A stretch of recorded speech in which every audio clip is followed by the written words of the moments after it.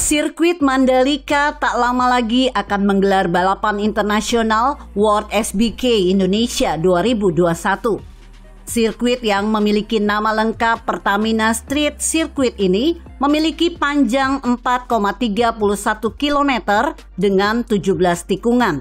Sirkuit yang terletak di kawasan ekonomi khusus Mandalika, Kabupaten Lombok Tengah, Provinsi Nusa Tenggara Barat (NTB) ini telah diresmikan oleh Presiden Joko Widodo pada Jumat 12 November 2021. Mengutip yang dilansir sonora.id, sirkuit Mandalika dibuat dengan teknologi aspal terbaru, Stone Mastic Alphard (SMA). Menurut Presiden Joko Widodo, semuanya sudah siap digunakan untuk mendukung penyelenggaraan event-event kelas dunia seperti World Superbike 2021 yang dilanjutkan dengan MotoGP pada bulan Maret 2022. Bersamaan dengan peresmian sirkuit Mandalika, Presiden juga meresmikan jalan bypass sepanjang 17,3 km yang menghubungkan Bandara Internasional Lombok dengan kawasan ekonomi khusus Mandalika dengan jarak tempuh hanya sekitar 15 menit. Presiden juga mengingatkan agar pada pelaksanaan ajang-ajang internasional nanti tetap memperhatikan protokol kesehatan di masa pandemi COVID-19. Ia juga telah memerintahkan Satgas untuk mendampingi tata kelola setiap event agar protokol kesehatan tetap terjaga. Kepala negara berharap sirkuit Mandalika dapat memunculkan titik-titik pertumbuhan ekonomi baru di Provinsi NTB. Mantan Wali Kota Solo ini meyakini perhelatan akbar internasional seperti World Superbike 2021 dan MotoGP 2022 akan memberi dampak signifikan bagi pertumbuhan ekonomi di daerah. Sebelum meresmikan, Presiden Jokowi sempat menjajal langsung sirkuit Mandalika dengan mengendarai motor pribadinya. Situasi sirkuit yang sempat diguyur hujan menyebabkan Presiden ketika menjajalnya lebih hati-hati.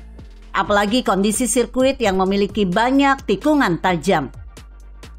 Dengan memakai jaket hitam lengkap dengan helm warna senada, Presiden Jokowi menggunakan motor Kawasaki W175 yang telah dimodifikasi, yang kemudian diikuti oleh sejumlah menteri dan pejabat dengan sepeda motor masing-masing. Motor tersebut sebelumnya pernah dipakai oleh Presiden Jokowi saat menjajal jalan perbatasan Trans Kalimantan yang terletak di Kecamatan Krayan, Kabupaten Nunukan, Provinsi Kalimantan Utara pada 19 Desember 2019 lalu. Di sisi lain, pengamat bisnis dan brand Yuswo Hadi mengatakan, peresmian sirkuit Mandalika menjadi sangat penting sebagai sebuah momentum rebound bagi Indonesia dari keterpurukan akibat pandemi. Dilansir sindonews.com, digelarnya World Superbike dan MotoGP di sirkuit Mandalika akan menjadi wajah baru atau rebranding Indonesia di mata dunia. Peresmian sirkuit Mandalika menjadi momentum curi start Indonesia keluar dari krisis pandemi. Dan momentum itu menjadi semakin manis dan dramatis dengan hadirnya foto Presiden Jokowi. Momen ini menurutnya jadi seperti klimaks, karena sebelumnya halaman pertama New York Times menuliskan headline besar, "The pandemic has a new epicentrum, Indonesia." Gelombang kedua yang menghantam membuat Indonesia dicap sebagai sarang baru penyebaran COVID-19 di dunia. Akibat dari brand tersebut, dampaknya berbagai negara menutup pintu gerbang bagi Indonesia. Namun kemudian Indonesia cepat move on, PPKM ketat dijalankan, vaksin digenjot, dan hasilnya luar biasa. Kasus kematian akibat COVID-19 turun drastis. Berikutnya, Indonesia balik dipuji dunia internasional sebagai salah satu negara yang paling berhasil menangani pandemi di momen yang tepat karena sirkuit Mandalika diresmikan. Sirkuit Mandalika punya keunggulan yang sudah diakui penyelenggara MotoGP. Salah satunya adalah pemandangan matahari terbenam atau sunset yang konon sebagai salah satu yang terindah di dunia. Itu disampaikan langsung Kadif Operasional MGPI, Dian Dilato. Dia menyampaikan Dorna Sport sempat memberikan sanjungan terhadap keunggulan di sirkuit Mandalika, yang mana salah satu aset menonjolnya yakni keindahan matahari terbenam. Dorna bilang pemandangan sunset sirkuit Mandalika adalah salah satu yang terbaik di dunia. Namun para pembalap tidak akan merasakan atmosfer keindahan itu saat memacu tunggangannya. Pasalnya, mereka akan berada di atas lintasan pada siang hari. Nantinya para pembalap akan melewati 17 tikungan dengan karakter yang belum pernah mereka cicipi sebelumnya. Mengingat itu adalah pertama kali mereka memacu kuda besinya di atas trek Mandalika. Sesuai dengan jadwal, Marc Marquez dan kawan-kawan akan menjajal sirkuit Mandalika pada 18 hingga 20 Maret 2022. Dengan demikian, para rider bisa menikmati keseruan menaklukkan 17 tikungan dengan suguhan pemandangan.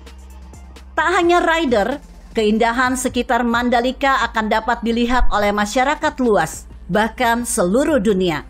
Mengingat, pemandangan Mandalika juga menjadi daya tarik tersendiri bagi para MotoGP untuk datang langsung ke Indonesia.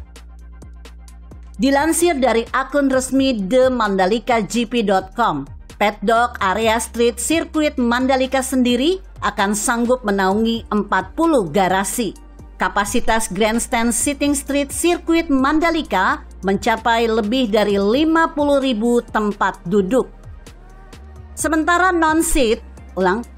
non-seated area atau tribun berdiri sanggup menampung 138.000 orang. Ada juga hospitality suites yang berkapasitas 7.700 penonton. Wow, keren kan? Terus, bagaimana dengan pertandingan balap mobil listrik Formula E yang katanya akan digelar pada 4 Juni 2022 mendatang? Tempatnya di mana? Makin bingung kali ya sang Gubernur Anies Baswedan. Belum lagi saat ini KPK sedang melakukan penyelidikan terhadap kasus tersebut. Ratusan miliar sudah digelontorkan untuk kegiatan itu, yang diduga banyak kejanggalan dan keanehannya dalam penganggaran. Waduh, semua programnya nggak ada yang selesai. Semua jadi sorotan publik. Anies makin terpuruk ya. Kasihan si Anies. Ini justru makin memperpuruk citranya untuk persiapan Pilpres 2024 mendatang. Walah. Begini sih akibat pilih gubernur yang hanya pintar menata kata, tapi tidak pintar menata kota. Begitu kira-kira. Bagaimana menurut Anda? Jika Anda berpendapat lain, berikan komentar Anda di kolom komentar. Saya Emma, Karisma 90.